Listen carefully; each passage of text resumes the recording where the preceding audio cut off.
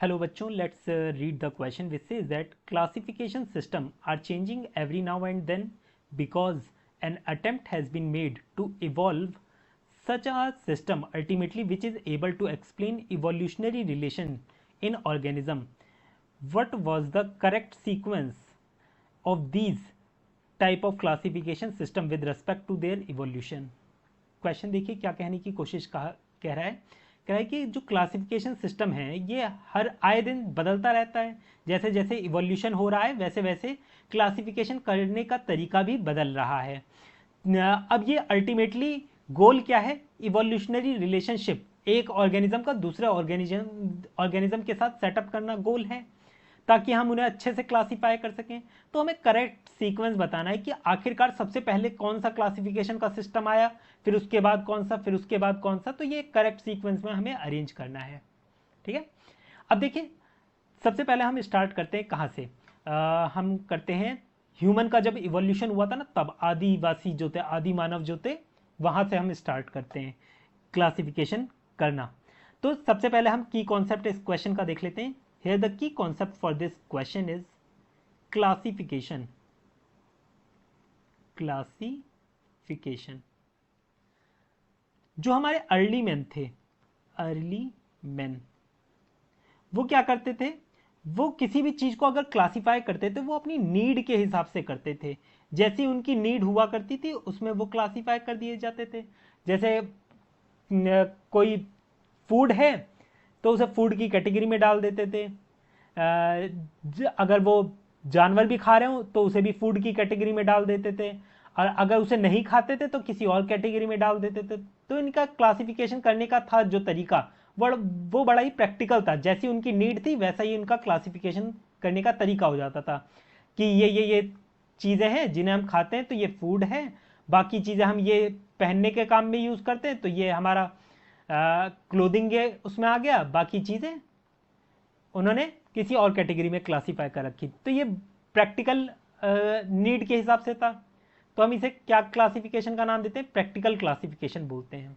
तो सबसे पहला क्लासिफिकेशन कौन सा आया था? प्रैक्टिकल क्लासिफिकेशन आया था, प्रैक्टिकल। तो यहां पर आप एलिमिनेट कर सकते हो ऑप्शन 2 और ऑप्शन 4। ठीक है, अब प्रैक्टिकल क्लासिफिकेशन के बाद जो क्लासिफिकेशन करने का आया था मेथड, वो था लिनस के टाइम पर, एरिस्टोटल, लिनस, इनके टाइम पर आया था। वो कौन सा था? वो था आर्टिफिशियल सिस्टम ऑफ क्लासिफिकेशन।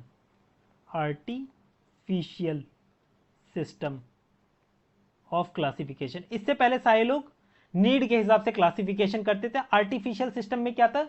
बाहर से जो चीजें दिख रही हैं, मॉर्फोलॉजिकली दिख रही हैं, उन चीजों को हम कंसीडर करते थे, बाकी चीजों को हम कंसीडर नहीं करते। हम उनकी इंटरनल स्ट्रक्चर, फिजियोलॉजी, इनमें नहीं जाते थे। हम सिर्फ बाहर जो कैरेक्टरिस्टिक दिख रहे थे ना, उन्हीं को कंसीडर करते थे। तो नेक्स्ट कौन सा आया? आर्टिफिशियल सिस्टम ऑफ क्लासिफिकेशन आया।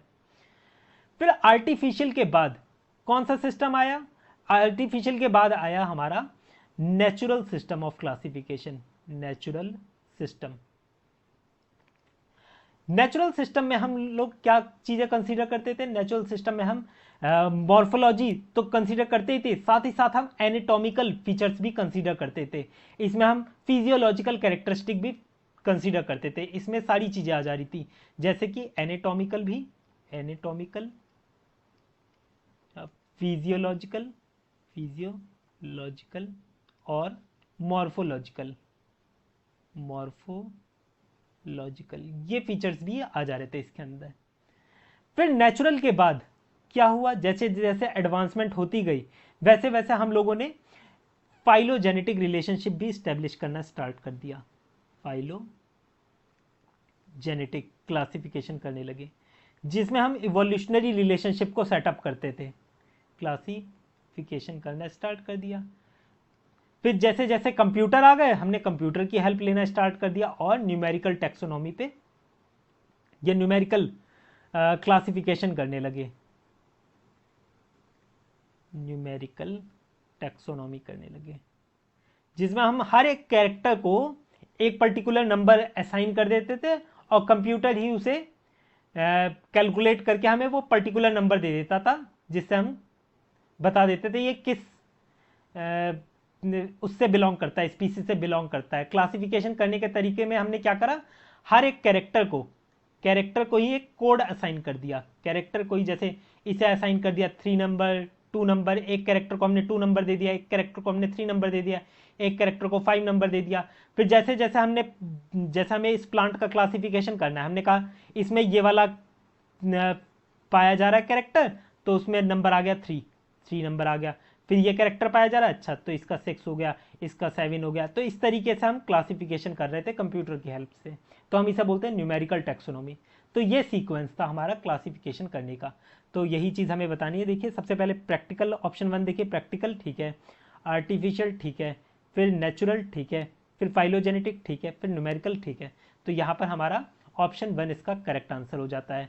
वहीं थर्ड देखोगे, थर्ड में आप लोगों को न्यूमेरिकल पहले दे रखा है, तो ये हमारा ऑर्डर नहीं रहेगा।